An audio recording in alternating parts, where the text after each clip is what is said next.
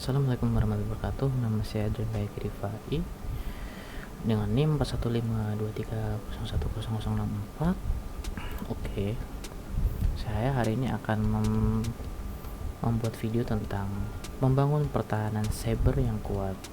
Yang pertama, kita akan masuk ke dalam materi video, yaitu di era digital ini keamanan cyber bukan lagi pilihan, tapi keharusan. Setiap hari ribuan serangan mengancam data dan sistem kita.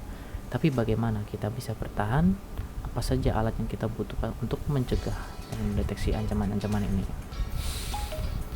Mencegah selalu lebih baik daripada mengobati. Untuk melindungi diri dari serangan, kita punya beberapa penjaga utama, yaitu yang pertama adalah firewall. Firewall adalah ini seperti gerbang keamanan yang mengontrol lalu lintas data masuk dan keluarnya jaringan Anda. Hanya lalu lintas yang diizinkan yang bisa lewat, memblokir akses yang tidak sah. Yang kedua ada antivirus atau anti-malware. Selanjutnya, antivirus atau anti-malware ini adalah detektif pribadi Anda yang mencari dan menghapus program jahat seperti virus, trojan, dan ransomware yang mencoba menyusup ke perangkat Anda. Yang ketiga ada intrusion prevention system, adalah sistem yang tidak hanya mendeteksi tapi juga secara aktif memblokir serangan yang sedang terjadi. Ia menganalisa pola serangan dan mengambil tindakan. Untuk melindungi privasi dan keamanan, kita kan ada ya untuk mengamankan jaringan, yaitu menggunakan aplikasi yang namanya VPN. VPN ini mengenkripsi koneksi internet Anda, membuatnya aman dan dari intipan. Yang selanjutnya adalah web application firewall.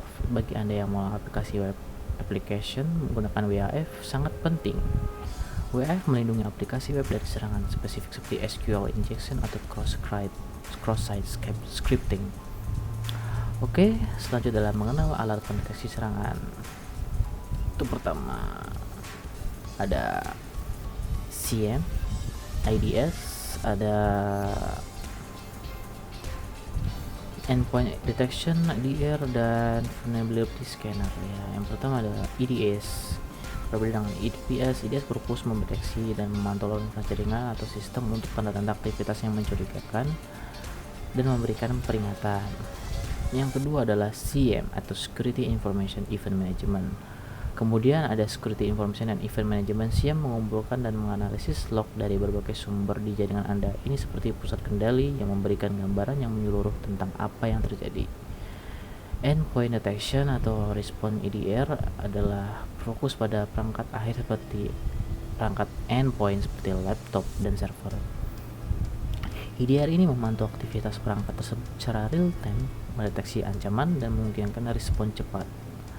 Ada vulnerability scanner, dan tentu saja ini adalah alat untuk mengidentifikasi kelemahan atau celah keamanan pada sistem jaringan atau aplikasi yang Anda sebelumnya penyerang menemukannya.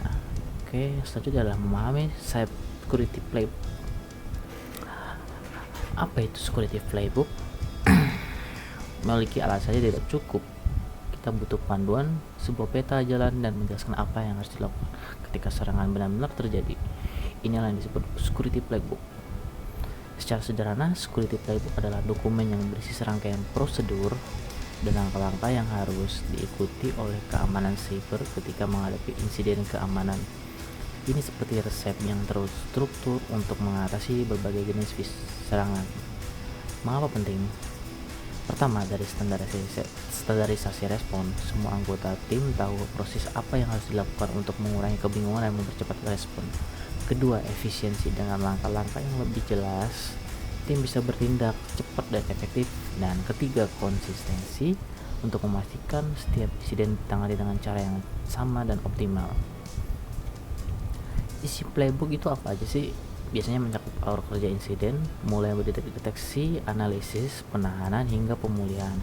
Ada juga daftar kontak darurat, prosedur, komunikasi, dan template laporan insiden.